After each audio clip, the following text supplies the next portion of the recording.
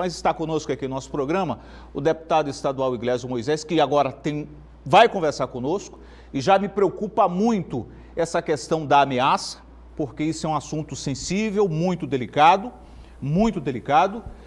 As autoridades do estado do Maranhão têm que ficarem atentas a essa questão, as autoridades do Maranhão têm que verificar a questão da integridade, da garantia da integridade de vida do deputado, do médico, do cidadão, da família, da esposa, dos filhos, do deputado Iglesias Moisés. Deputado, seja muito bem-vindo, é um prazer recebê-lo aqui no nosso programa.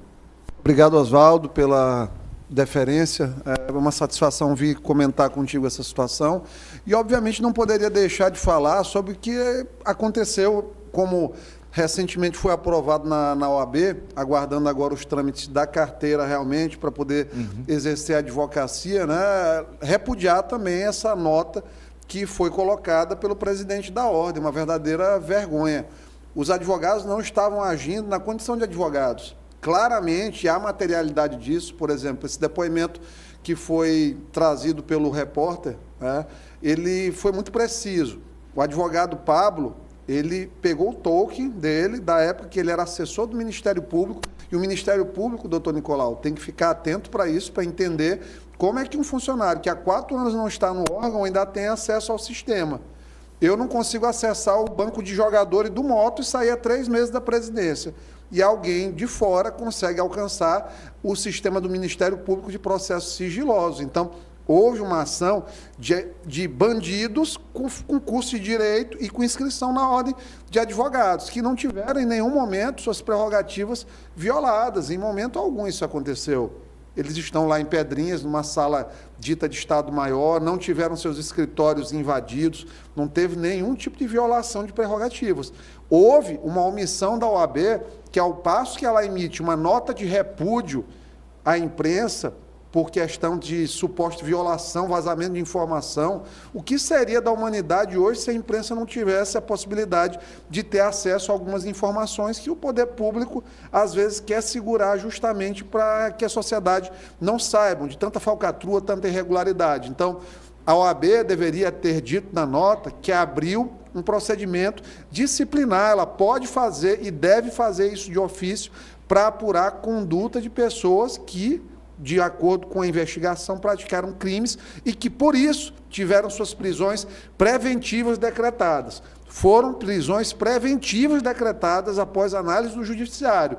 Não foi nenhum tipo de ação isolada da Polícia Militar sem respeito. Não foi apenas a vontade da polícia, não passa por essa questão. Não é uma questão pessoal nem do delegado, nem de investigadores.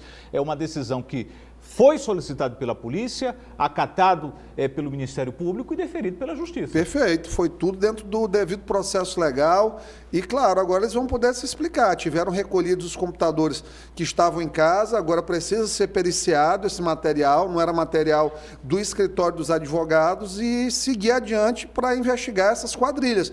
Como é que alguém tem 300 mil reais, alguém que não tem uma profissão, que está com uma tornozeleira eletrônica, que está com o marido encarcerado num presídio, tem 300 mil reais para pagar, para ter acesso a um processo.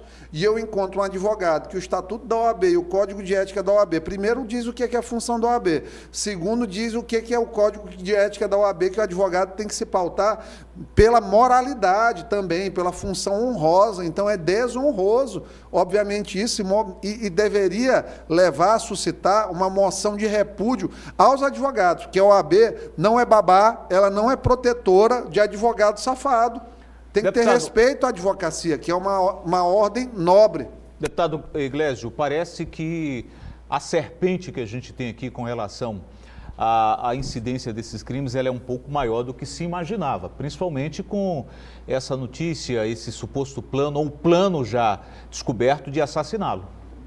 Essa é uma situação que a gente ainda está em investigação, nós trouxemos à baila porque, assim, um carro, um veículo, fazendo há mais de uma semana campana na rua da minha mãe, onde é um endereço que eu frequento bastante, endereço aberto, exposto ali no Coafuma, um carro de um policial do BOP do Piauí aqui, que prestou serviço para o governo do estado em 2017, quando Flávio Dino, né, era do PCdoB, e inclusive o PCdoB fica lá naquela rua.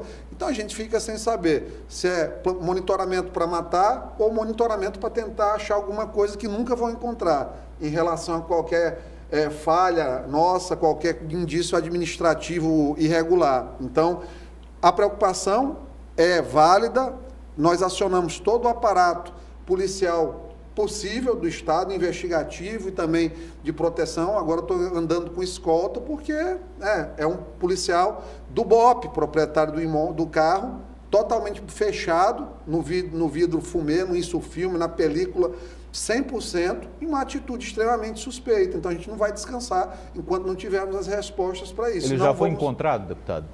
Lá no Piauí, me parece que já houve o contato com o policial, ele está sendo aguardado para prestar depoimento. É uma situação muito suspeita, que tem que ser investigado, porque essas denúncias que o senhor tem feito da tribuna da Assembleia, inclusive também nas suas redes sociais, são denúncias de extrema gravidade, porque remete a essa questão desse joguinho, desses jogos de azar, que geralmente aqui no Brasil, esses jogos, eles têm um perfil hoje de diversão, de brincadeira em rede social, mas é um assunto muito sério, porque sempre está associado ao crime organizado. E é isso que você vem denunciando. 100%, pirâmide financeira, lavagem de dinheiro, tráfico de drogas. O marido da referida Scarlett é da cúpula da facção do bonde dos 40. Então, assim, nós estamos tratando de pessoas pesadas aqui, de situações que são ameaçadoras para a vida de quem resolve enfrentar, mas em nenhum momento vai haver recuo de nossa parte, zero chance de ter recuo da nossa parte. Por quê? Porque nós estamos protegendo o patrimônio financeiro e a vida das pessoas. Já teve gente que se matou por conta desses jogos, tem centenas de pessoas em depressão, enfrentando momentos dificílimos por terem perdido tudo por compulsão por jogo. Não é um simples joguinho. Além do joguinho, sustenta um sistema de lavagem de dinheiro, tráfico de drogas. Uma rede criminosa. Uma organização criminosa verdadeira que conta, inclusive, com membros da OAB. E a leniência aí da proteção do presidente da OAB, que é uma verdadeira vergonha, Caio Saraiva. Deputado, ontem o senhor fez novas denúncias lá na tribuna da Assembleia, ligado a toda essa questão. Que assuntos novos o senhor trouxe à baila ontem da tribuna da Assembleia? Ontem nós falamos sobre essa situação, hoje a gente já tratou da questão desse licenciamento, que o sistema do Detran enfrentou uma instabilidade nos últimos dias. Nós pedimos que o governador prorrogue por mais uma semana, pelo menos, com o valor antigo do licenciamento, porque a população foi vítima de uma informação equivocada da página do Sindes Detran, dos servidores do Detran, que diziam que até dia 22 o pagamento dessa taxa, no caso, seria a partir de amanhã, né?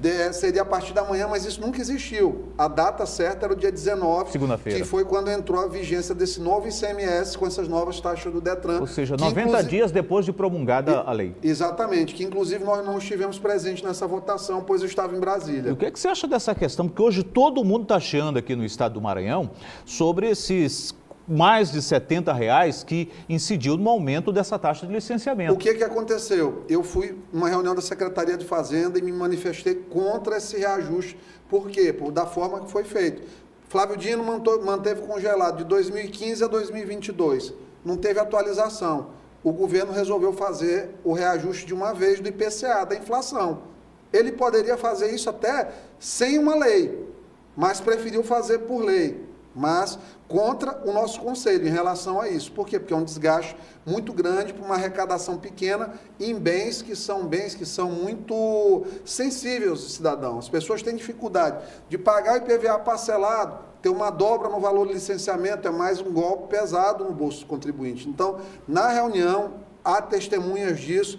Eu fui um dos que sugeriu que fosse feita uma coisa escalonada. Por quê? Para a população conseguir se organizar melhor. Voto vencido, infelizmente, uma decisão da maioria, mas a gente fica aqui, pelo menos, fazer o pedido do governador que essa semana, segure aí mais uma semana, o valor antigo, diante dessa instabilidade do sistema do Detran, que voltou a funcionar já com a taxa nova. Então, muita gente se sentindo prejudicada, muita gente tentando pagar logo isso para evitar prejuízos menores. Então, governador, apelo aí para o seu bom senso, sei que você é uma pessoa que olha pelo direito do cidadão, portanto, vamos adiar pelo menos mais uma semana com esse valor antigo. Mas, deputado Iglesio, não é somente essa taxa do Detran, do serviço do Detran. Nós temos outros impostos que já estão vigorando no estado do Maranhão, principalmente o ICMS. E isso vai incidir sobre toda uma cadeia produtiva, é um efeito cascata, na verdade. O que você acha, o que você comenta a respeito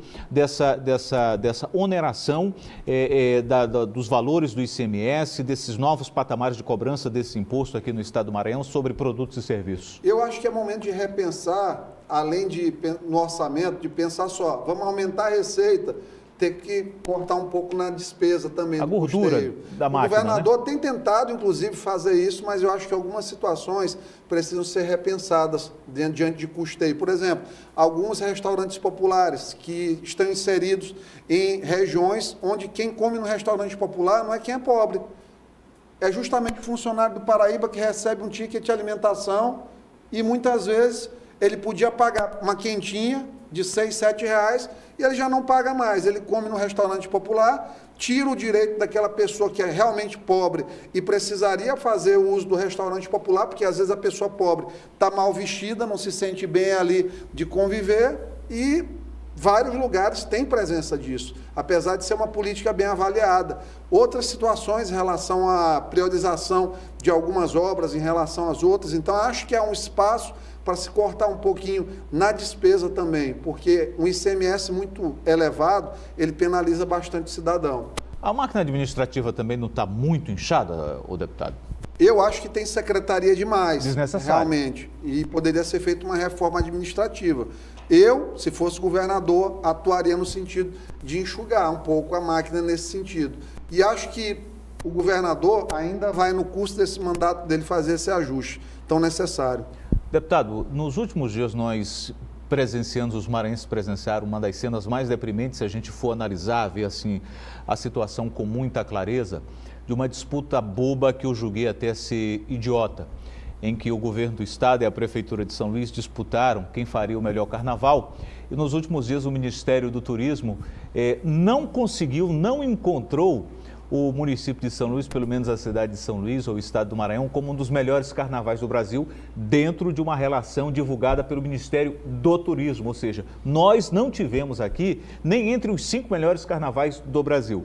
Ou seja, muito dinheiro investido de forma direta com grandes artistas que levaram esse dinheiro para fora do estado do Maranhão e de São Luís, e nós tivemos um carnaval que parece que não atendeu às necessidades. Ruas alagadas, os problemas continuam do mesmo jeito, a infraestrutura abalada, principalmente da cidade de São Luís. Como é que você observou essa disputa improdutiva ou desnecessária? Com muita tristeza, porque acredito que se houvesse um ambiente de integração de políticas públicas, daria para fazer um carnaval muito interessante em São Luís, sem acabar com o carnaval do interior, concorrer. Carnaval da Baixada foi pulverizado. Imperatriz praticamente não teve carnaval. O prefeito de Barreirinhas disse que gastou 8 milhões de reais no carnaval, que só tinha bandinha e que não deu ali 2.000 pessoas nos eventos de carnaval. Então, assim, um verdadeiro festival de inconsistências, de erros administrativos, que tivemos um inchaço aqui em São Luís, mas como foram anunciadas muito em cima da hora as atrações, terminou não tendo tempo para o turista de fora, para o turista que tem realmente uma condição financeira de injetar mais dinheiro na economia, está aqui de maneira programada. Recife, que fez esse planejamento e colocou, por exemplo, as atrações desde novembro, teve êxito por conta do quê? Do planejamento. A arrecadação de Recife foi um absurdo, mais de 2 bilhões de reais.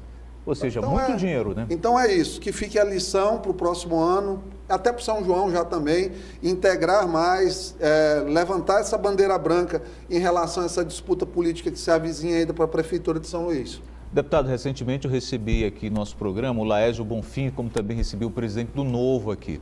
E eles tocaram aí no assunto que o senhor andou conversando, teve conversando com a direção do Novo. Qual é a possibilidade, como é que está a sua situação política? O senhor vai mesmo participar do processo de disputa eleitoral para a Prefeitura de São Luís este ano?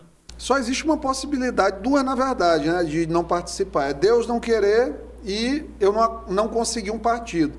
As conversas com o Novo estão bem adiantadas, já temos aí uma linha boa de diálogo. Acredito que nos próximos dias o martelo deva ser batido. Caso não consigamos por lá, aí nós vamos tentar outras opções, mas a iniciativa nossa é de mostrar um projeto para São Luís que a gente já vem construindo desde 2018, não é de agora, né? Material amplo, forma de ver a cidade de maneira diferente, de forma mais humanizada, pensando primeiramente no cidadão, sem maquiagem, sem conversinha, sem firula de rede social, como hoje existe, mas eu não vou aproveitar aqui o momento importante do programa para fazer campanha nem para falar mal do atual prefeito. Mas só para respondendo a tua pergunta, sim, possibilidade grande pelo Partido Novo, caso contrário, vamos verificar outra legenda. Porém, o senhor tem uma demanda que está na Justiça que envolve o seu atual partido ainda, né? Essa demanda eu já tive a vitória aqui na instância de baixo, 7-0, e que me libera para ir para qualquer partido que eu assim deseje e que me desejo também. Você não acha que o seu partido vai continuar insistindo em mantê-lo de uma forma até de puni-lo de alguma forma? Acho que sim, vão perder. E só vai reforçar o nosso discurso mesmo de que eles nos discriminam, eles nos perseguem, eles têm medo do que nós representamos e, principalmente, têm medo do que a gente pode fazer quando a gente chegar ao poder. Deputado, por falar em medo, o senhor está com medo dessa situação que acaba, que lhe envolve, o senhor entrou, né, dentro das prerrogativas do seu mandato, que são essas denúncias que o senhor tem feito a respeito desses jogos, desses criminosos que a polícia agora está perseguindo? O senhor está com medo em relação à sua segurança, à sua integridade física? Olha, se eu te dissesse que a gente consegue viver uma vida sem medo, a gente não consegue. Mas o remédio para o medo é a coragem. Coragem nós temos, nós vamos conseguir avançar em relação a isso e seguir enfrentando essas pessoas, essas facções, essas organizações criminosas. Isso a população pode ter como uma coisa clara, como uma certeza. A sua vida mudou muito dessas últimas horas em relação à questão da segurança, de melhorar a sua segurança? Eu estou andando com 2 caras, gente boa aí, me protegendo, né, devidamente armados. Tem um que está parecendo que está pronto para entrar na guerra da Ucrânia, de tanto refil de bala que ele tem. Deputado, o senhor adotou nos últimos meses um tom diferenciado, um tom onde o senhor, o seu discurso, as suas posições, eles estão mais para a direita, né? O que tem hoje, o que temos de direita no Brasil. Isso é em virtude da sua proximidade com os integrantes do ex-governo do Jair Bolsonaro e até do próprio Bolsonaro? Na verdade, é uma evolução de pensamento. A gente vinha fazendo uma migração ali do centro para centro-direita, ocupa um espaço político que precisa ser ocupado no Estado de pessoas que veem o quê? Necessidade de reduzir imposto, aumentar a geração de emprego, tratar a coisa pública com a máxima eficiência possível, buscar uma educação que seja uma educação de fato, que gere um modelo diferente desse modelo nocivo de Paulo Freire, que enfraqueceu as mentes, um modelo que valoriza, inclusive, as famílias também, porque hoje há uma tentativa de destruição da família desde a infância. Uma agenda muito perigosa que, inclusive, flerta aí e muitas vezes até com incentivo à pedofilia. E contra isso, nós nos insurgimos e mantemos essa posição firme em defesa desses valores, em defesa dessas bandeiras, em defesa dessas ideias. Deputado, qual o recado que o senhor deixa aqui no nosso programa para esses criminosos que de uma forma direta ou então indiretamente tentam lhe intimidar ou até lhe amedrontar diante de todas essas denúncias que o senhor tem feito? O Estado tem um aparato de segurança pública eficiente que, apesar de ainda com resquícios de maus tratos aí de 8 anos de Flávio Dino, mas está sendo reestruturado aos poucos, vocês podem ter certeza que não ficarão impunes e que nós seguiremos frente a vocês de maneira constante. Não pensem, em momento algum, zero chance de intimidações. Seguiremos. O senhor não vai retroceder com relação às informações, com relação a essa questão das denúncias? Zero chance, só se tu me pedires, com jeitinho. Muito bem, conversamos com o deputado estadual Iglésio Moisés, que esteve conosco aqui em nosso programa. Deputado, muito obrigado pela passagem aqui em nosso programa. Obrigado, Oswaldo. Obrigado a todos vocês que nos assistiram. Um forte abraço a todos. Tenham uma ótima tarde. Vamos a um breve intervalo comercial, voltaremos em instantes com o nosso programa Linha de Frente. Aguarde.